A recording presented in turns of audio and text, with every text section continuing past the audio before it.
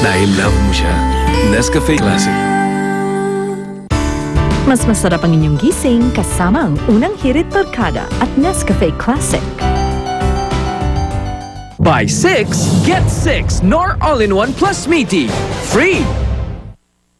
Sa unang hirit, totoo ang tayo dito sa unang hirit at kaugnay pa rin po ng mga suspensyon ng klase. Makakausap naman natin sa linya ng telepono si Commission on Higher Education Executive Director Attorney Julito Vitriolio. Sir, meron daw ho kayo mahalagang announcement?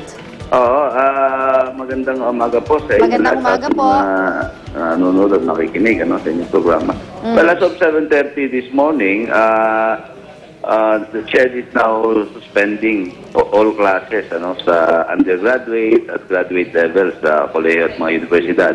Although may mga around 40 HEIs na ang nag-suspend ng classes kanina, narapat na nating suspendihin, region-wide sa buong NCR dahil nga sa worsening conditions, although wala pang signal number 3 at in view na rin sa announcement ng Office of the President na wala na rin pasok sa mga government offices.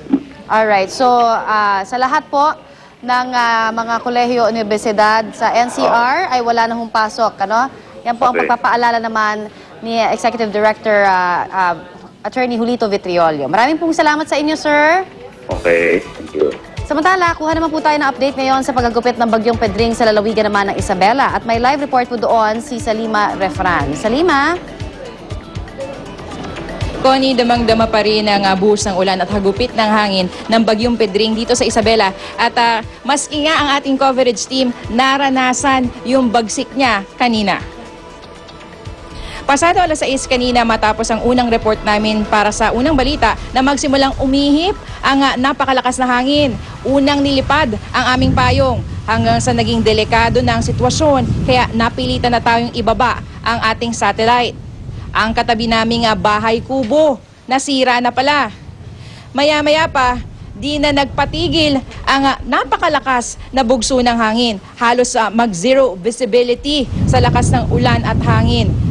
Natanggal pa nga sa pagkakatanim yung ilang halaman dito sa aming tabi at talagang napakalakas nung hangin na yan. Ang ilang residente kanina di alintana kung gaano kadelikado ang panahon at agad na kinumpuni yung kanilang mga nasirang bahagi ng kanilang mga bahay. Ang mga sanga ng mga puno nagbabagsakan na sa mga kalsada.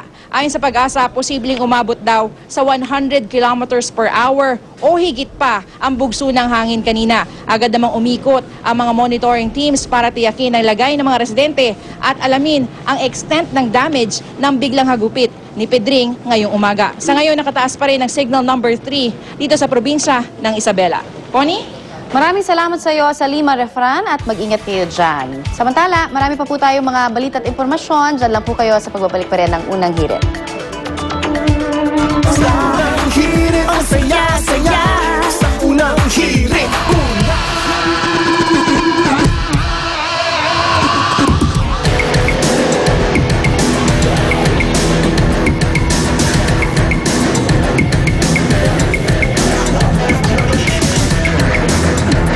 the 7th Skechers Street Dance Battle first elimination leg on its 7th year. For high school teams at mahigit 60 college groups ang sumali sa elimination round. Nobyembre tunghayan ang finals sa Smart Araneta Coliseum. Tagumpay ang second National Bible Quiz na pinangunahan ng St. Paul Publishing. This year, mahigit 200 teams mula sa 138 schools ang sumali.